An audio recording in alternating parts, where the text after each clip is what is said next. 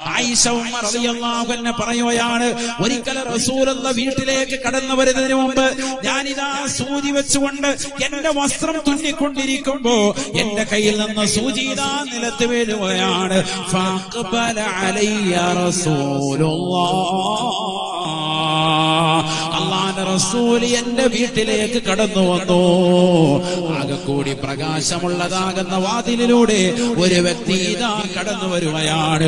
ഈ വ്യക്തി സാധാരണ മനുഷ്യനല്ല, അസാധാരണ വ്യക്തി പ്രഭാവമാണ്. വല്ലാത്ത വെളിച്ചമാണ്, പ്രകാശമാണ്.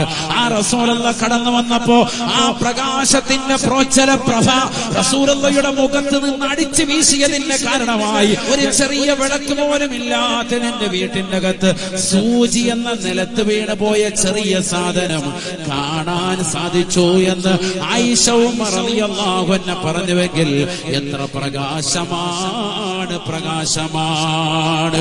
നൂറുൻ അലാ നൂർ, നൂറുൻ അലാ നൂർ, പ്രകാശത്തിന്റെ മേൽ പ്രകാശമാണ് റസൂൽ.